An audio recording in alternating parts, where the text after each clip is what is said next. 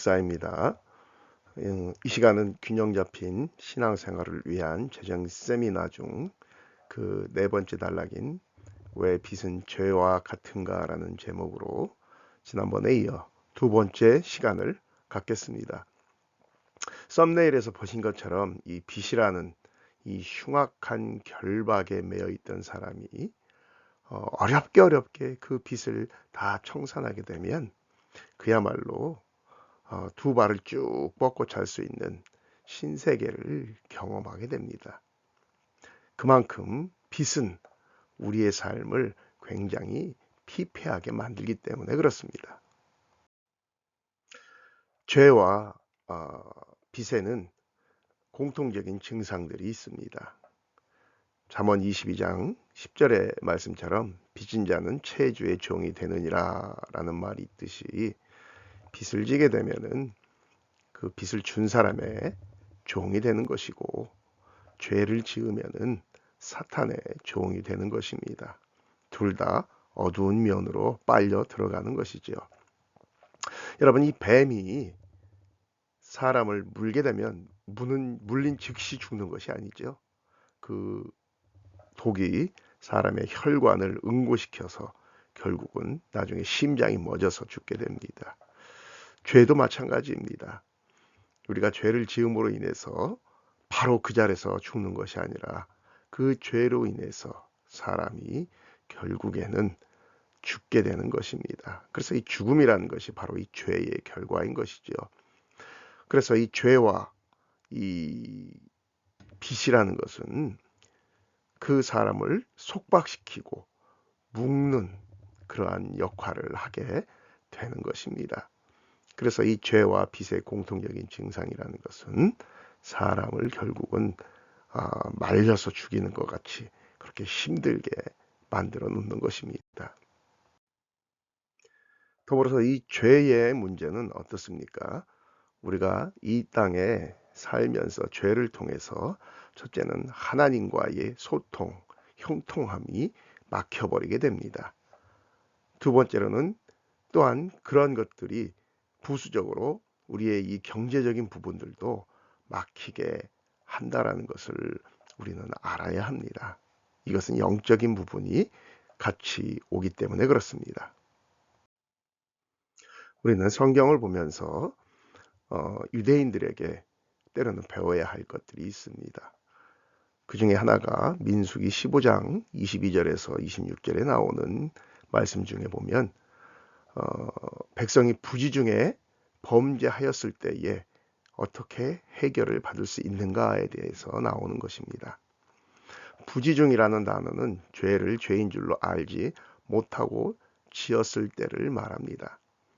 부지중에 죄를 지었을 때는 이 화제를 소제와 전제와 더불어 드리고 또 속죄제를 드려야 하는데 여기서 이 화제는 구체적으로 불로 태우는 번제를 의미합니다. 부지중 죄를 범하였을 때 제사법을 언급한 이유는 이 경우에는 누구든지 제사를 통해서 죄를 용서받을 수 있다라는 것을 알려주기 위해서 그런 것입니다. 이 레위기에 나오는 5가지 제사 제도 중에 속건제는 다른 말로 배상제라고도 부릅니다. 즉 죄를 지은 자는 자신의 죄사함을 위한 제물을 바쳐야 할 뿐만 아니라 또 하나님과 이웃에게 입힌 피해까지도 배상해야 하는 제사이기 때문에 배상제라고도 부른다고 하죠. 만약 예배자가 성물을 범하는 그러한 죄를 지었다면 제사를 드리기 전에 하나님께 입힌 피해의 그 20%를 더해서 제사장에게 주어야 했습니다. 그리고 또 만약 이웃에게 이 금전적인 피해를 입혔다면 제사를 드리기 전에 피해를 입힌 그 원금과 또 원금의 그 이자격인 20%를 더해서 배상을 해 주어야 하는 것입니다. 반드시 제사를 드리기 전에 먼저 배상을 하는 것이 중요합니다. 현대 사회에서는 제사를 드리는 대신에 어떻게 합니까? 대가 지불을 위한 그러한 일로 가난하고 빈궁한 자들을 돌보며 그들의 필요를 채워주는 이 일을 해야 하는 것입니다. 그래서 여러분, 알고 짓던 모르고 짓던 죄는 역기능이 반드시 나타나게 되어 있기 때문에 그렇습니다. 그래서 그 역기능을 죽이는 법이 뭐였습니까? 속죄제를 드리며 회개와 대가 지불을 하는 것이었는데, 현대 사회에 와서는 그렇게 우리가 제사를 드리는 것이 아니기 때문에 유대인들은 그것을 구제를 통해서 그렇게 그들의 대가 지불을 하게 되어 있는 것입니다. 두 번째로 우리가 유대인들에게 배워야 할 것 중에 하나는 뭐냐면, 우리가 빚을 지는 경우 이 빚을 우리 영적인 부분으로 그들은 또한 다룬다라는 것입니다. 여러분, 우리가 빚을 지게 되면 어떻게 됩니까? 먼저 움직임이 굉장히 부자연스러워집니다. 일례로 모처럼 가족들과 맛있는 식당에서 외식을 하려고 해도 마음속에 꺼리낌과 죄책감이 들게 됩니다. 혹시 나에게 빚을 준 이 채권자들이 이 모습을 보고 있지는 않을까? 가족과 외식할 돈이 있으면 내 돈부터 갚아라 라고 달려들지는 않을까라는 그러한 부자연스러움, 두려움이 있죠. 그리고 여러분, 우리가 빚을 지게 되면 나타나는 현상이 돈을 모으기가 힘들어집니다. 저축하기가 힘들어요. 이자와 원금 등을 갚아 나가다 보면 그러한 이 돈이 모일 여유가 생기지 않는다는 것입니다. 또한 세 번째로는 금전적인 문제가 발생하게 되면은 그것에 대한 문제 해결 능력이 어려워집니다. 그러니까 어떻게 돼요? 또 돈을 구워야 되는 겁니다. 가끔 보면 이 보증빚 때문에 힘들어하는 분들을 보게 됩니다. 여러분, 혹시 여러분들에게 친구나 아니면 가족이 보증을 서달라라고 찾아오게 되면은 참 거절하긴 힘들 겁니다. 그러나 단호해야 됩니다. 다음 성경 구절을 생각해 보셔야 된다라는 거예요. 성경 구절보다는 성경에도 보증에 대한 이야기를 많이 하지만 다음과 같은 유대인들이 갖고 있는 그들의 생각이라는 건데, 너는 왜 친구의 발에 달린 쇠사슬에 내 발도 묶이려 하느냐. 이것이 어릴 때부터 유대인들이 이 보증에 대해서 가르칠 때 쓰는 말이라는 겁니다. 제가 아는 한 분께서 위험한 방법으로 전도를 하셔서 굉장히 오랜 세월 동안 힘들어 하셨던 것을 들었습니다. 그분이 저에게 이야기하기를 이분이 참 전도를 많이 하시고 열심히 하시는 분이었어요. 그런데 평소 자기가 전도 대상자로 삼았던 사람이 있었는데 그분이 이제 사업을 하려고 준비하는 가운데 있었던 것 같습니다. 그런데 이분이 자기 신우에게 돈, 지금부터 굉장히 3, 40년 전 이야기입니다. 큰 돈이죠. 5천만 원을 꾸었다고 그래요. 그것을 그 전도 대상자에게 꾸어준 겁니다. 자기 돈도 아니고 꾸은 돈을 다시 꾸어준 거예요. 자, 그런데 이분이 그 돈으로 차를 사가지고서는 장사를 하는데 수완이 안 좋았는지 어쨌든 이분이 그것이 잘 안 된 것 같아요.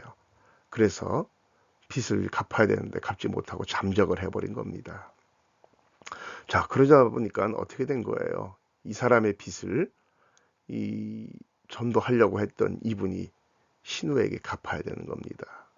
그런데 매달 200만 원씩 무려 7년을 갚았다고 그래요. 원금의 3배가 된 겁니다. 여러분, 안 해도 되는 걸 이처럼 마음속으로는 이 선한 마음으로 그렇게 한 거죠. 어려운 사람을 좀 도와주자. 그러면서 전도도 하자. 그런데 여러분, 그런 방법으로 해서는 안 되는 것입니다. 그래서 그것을 거의 7년간 갚아 나가는데 너무너무 힘들었다고 합니다. 이런 식으로 하면 안 되는 것입니다. 빚을 지게 되면 여러 부분에 있어서 제약이 따르고 역기능이 찾아오게 됩니다. 첫 번째로는 번성시키려는 부분이 힘들어진다라는 것입니다. 사업을 확장하거나 새로운 일을 시작하려고 해도 이미 빚이 있게 되면은 그 일을 하기가 어려워집니다. 또 사업을 하든 다른 무슨 일을 하든 자금이 잘 돌아야 하는데 빚을 지면 그게 힘들어지게 됩니다. 그래서 힘있게 무슨 일을 하시길 못해요. 자, 문제는 죄의 열매가 계속해서 발생한다라는 것입니다. 이게 무슨 말이냐면은 내가 과도한 빚에 이렇게 쪼들려 있다 보면 정당하지 못한 방법이나 탈세, 또 빚을 갚지 못하고 결국 채권자를 피해서 도망 다니는 일들, 이런 것들을 통해서 어떻게 돼요? 계속적으로 죄의 열매가 발생하게 되는 것입니다. 또 여러분, 빚을 지게 되면 미래를 계획할 수가 없게 됩니다. 왜냐하면 여러 가지 변수들이 많이 발생하게 됩니다. 그래서 간혹 빚 갚을 돈이 생겨도 그것으로 빠져나가게 되어 있습니다. 왜냐하면 급한 불을 꺼야 되기 때문에 그래요. 그리고 자꾸 생각지도 않는 곳에서 문제가 발생해서 빚 갚을 돈이 그런 곳으로 새어나가게 됩니다. 그래서 결국 채권자와의 약속을 내가 지키고 싶지 않아서 안 지킨 것이 아니라 지키지 못하게 되는 환경들이 자꾸 만들어지게 돼요.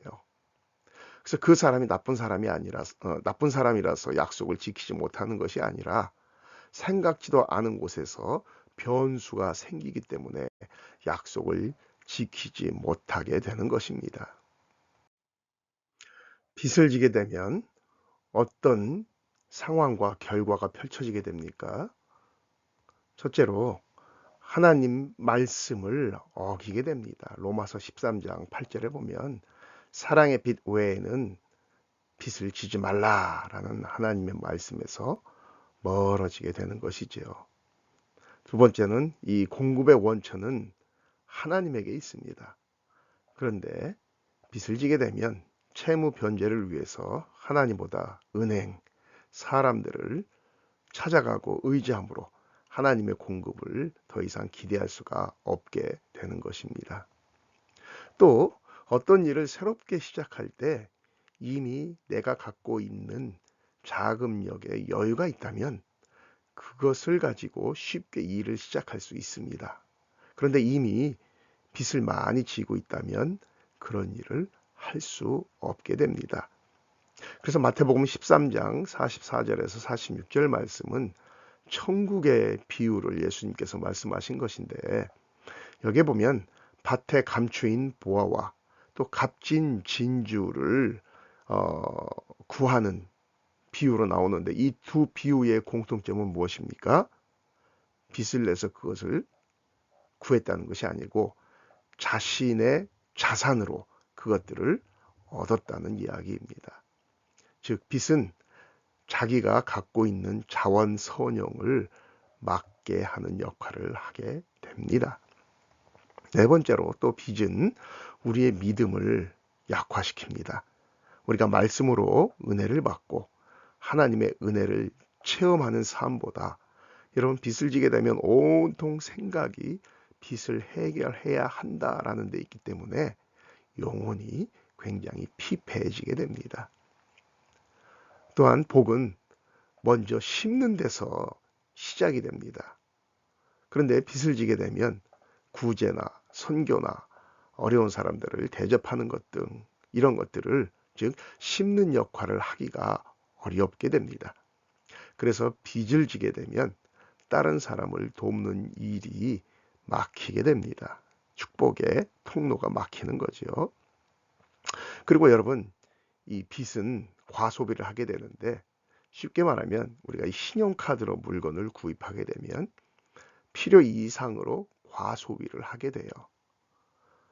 카드 사용도 결국은 내 통장 잔고에서 나가는 것이 아니라 앞으로 들어올 돈을 담보로 사용하는 것이 되기 때문에 여러분 빚을 지게 되는 원리인 것입니다. 여러분 모두 뭐 한두 개 정도의 신용카드는 갖고 계실 겁니다. 저도 신용카드가 있긴 한데 그거는 완전히 비상용입니다. 평상시에는 전혀 쓰질 않습니다. 우리나라가 IMF 이후에 젊은 사람들에게 나타난 불행한 사건 중 하나가 뭡니까? 신용 불량자가 급속하게 늘어났다라는 것입니다. IMF를 벗어나기 위한 경기 부양 중 하나로 직장이 없는 대학생들에게도 그 당시에 길거리에서 신용카드를 막 나눠줬습니다. 쉽게 만들어줬죠. 그 결과 많은 대학생들이 신용불량자가 되었어요. 신용카드를 쉽게 생각하고 사용하다 보면 어느새 빚이 눈덩이처럼 늘어나게 되어서 신용불량자가 되기 쉽다라는 것입니다. 여러분, 빚은 죄와 같은 어둠의 속성을 띠고 있다고 앞에서 말씀드린 것처럼 빚의 세계에서 쉽게 벗어나기가 힘듭니다. 사단은 이것을 잘 알기 때문에 쉽게 빚의 굴레에서 벗어나게끔 우리를 놔두지 않는다라는 것을 알아야 합니다. 그리고 빚이 들어간 곳에는 가정이 파괴되고 회사가 부도나고 파산하게 됩니다.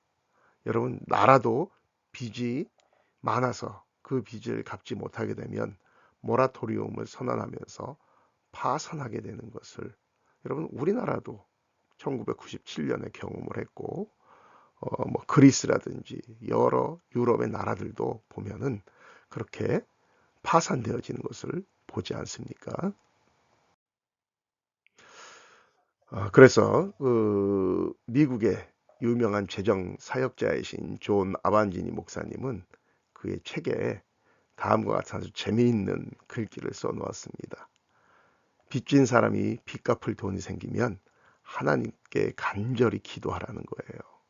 이게 무슨 말이냐면은 이제 빚을 진 사람이 이제 며칠까지 빚을 갚겠습니다라고 차용증을 쓰고서는 돈을 구워갔으면은 이제 그날까지 돈을 갚아야 되는데 이제 돈이 들어왔어요. 어떻게 해서 갚을 돈이 생기면은 그걸 붙들고 하나님께 간절히 기도하고서는 그 돈을 가지고 빚을 갚는데 먼저 달려가라는 겁니다. 양옆에 뒤에 돌아보지 말고. 왜냐하면 빚을 진 사람들에게 돈이 생기면은 빚을 갚기보다 그 돈으로 다른 것을 메꾸는데 자꾸 쓰려고 하는 유혹이 온다라는 겁니다.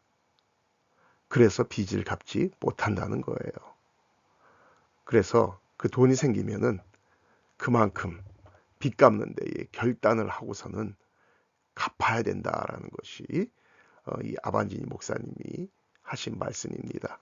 그만큼 이 빚이라는 것은 갚기가 녹록치 않고 쉽지 않다는 것입니다. 부모는 또한 자녀들이 사회 초년생이 되었을 때 어느 정도의 힘이 될 수 있도록 그 유산을 많지는 못해도 남겨주는 것이 바람직합니다. 잠언 13장 22절에도 선인은 그 산업을 자자 손손에게 끼치느니라라고 말씀하고 있습니다.